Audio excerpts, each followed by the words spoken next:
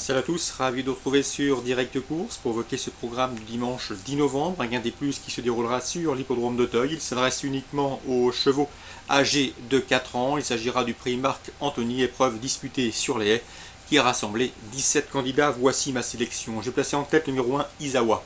Le cheval vient de s'imposer dans une épreuve de même facture, à savoir le prix Guillaume de Pracontal, épreuve dans laquelle il devançait certains des rivaux qu'il va retrouver ce dimanche. Cette victoire lui a valu d'être remonté de 4 kg sur l'échelle des valeurs. Cela dit, je le pense capable de doubler la mise, car en dehors du succès, il y avait également la manière la dernière fois. Le numéro 8, My Marlin, quatrième de cette course référence prix Guillaume de Pracontal, lui sera une nouvelle fois directement opposé. My Marlin, présenté par une écurie en forme, celle d'Arnaud Chaillet-Chaillet. Attention également au numéro 4, Malicar. Le cheval manque d'expérience, seulement 2 courses en compteur, mais 2 places de 5e encourageantes. Il effectue ici ses débuts dans les handicaps. Éric Le Coiffier le tient en estime. Je ne serais pas surpris s'il venait corser les rapports du tiercé. C'est le numéro 4, Malicar. Ensuite le 3, Balirock. Lui aussi va effectuer ses premiers pas en pareille société, celle des gros handicaps. Cela dit, il reste sur 2 tentatives encourageantes, 2 places de 4e. Yann-Marie Porzi est très habile dans les tournois de cet acabit, toujours très performant. Il sait placer ses chevaux, mieux vaut donc lui accorder crédit. Le numéro 7 dans cette épreuve, c'est Kingston, qu'il ne faut pas juger sur ses dernières tentatives dans des épreuves de même facture, des handicaps quintés. Le cheval devra accuser des progrès sur ses 2 courses de rentrée. Il faut commencer à le suivre, à mon avis. Il devrait faire un bel hiver et pourquoi pas partir en meeting sur l'hippodrome de Cagnes. Le numéro 6, c'est Saint-Val, présenté par Jean-Bertrand Balanda. Le cheval vient de courir à plusieurs reprises sur le steeplechase. Il revient ici sur les balais avec la ferme intention de s'y mettre en évidence. Le numéro 14 dans le bas du tableau, c'est Vado Villa, présenté par François-Marie Cotin. Sachez que le cheval reste sur une 4e place encourageante sur l'hippodrome d'Anguin le 26 octobre dernier. Ici, il me semble en mesure de bien faire, puisqu'il avait bien fini lors de son avant-dernière tentative à Anguin, une fin de course encourageante dans laquelle le numéro 15, Lugano, terminait 2e, mais à mon avis une revanche est possible. Donc attention dans le bas du tableau à ces 2 chevaux de 4 ans. Le 14, à savoir Vado Villa, à mon avis c'est un bel outsider que cette pouliche.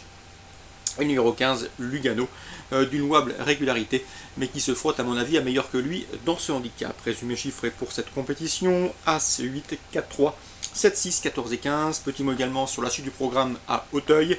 Dans la 3e, je vous conseille le 301, le Fin-Bois. Je sais qu'Augustin Adeline de Bois-Brunet le tient en estime. Le cheval avait très bien débuté, bon 2e, battu par un bon cheval dans un lot de qualité à Auteuil. La dernière fois, il n'a pu faire mieux que 6e, mais une course à oublier, puisqu'il n'a pas été monté comme il fallait. Le cheval s'est trop vite retrouvé dans la bagarre. Il est préférable d'attendre avec ce 3 ans.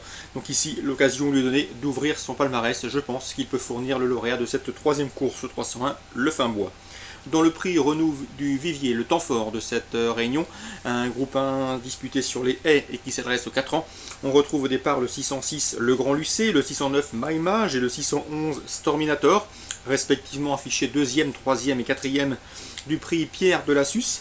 Le 19 octobre, le mois dernier, épreuve qui sert de référence à cette compétition, ils devraient pouvoir confirmer, mais je leur préférais toutefois le 602 Un temps pour tout, qui avait devancé le Grand Lucé lors de leur dernière confrontation commune, en s'imposant très plaisamment dans le prix de Maison Lafitte, un pensionnaire de François Nicole. Attention également au Britannique, le 601 Petit Zig.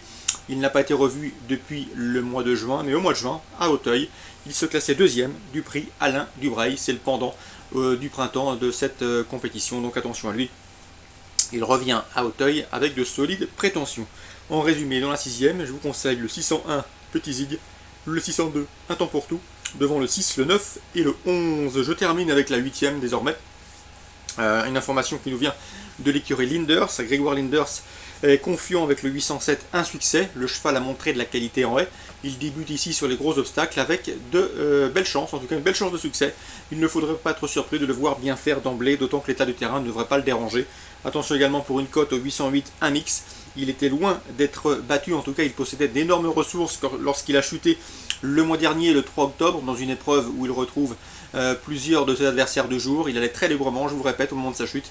S'il négocie parfaitement les différentes difficultés du parcours, il a parfaitement les moyens de redorer son blason. En résumé, dans la 8e, 807, un succès qui me semble capable de bien porter son nom, et le 608, un mix qu'il faut, à mon avis, racheter. Course ciblée à Auteuil en ce dimanche. 3e, 6e et 8e course. Très bon jeu à tous, bon dimanche, à demain.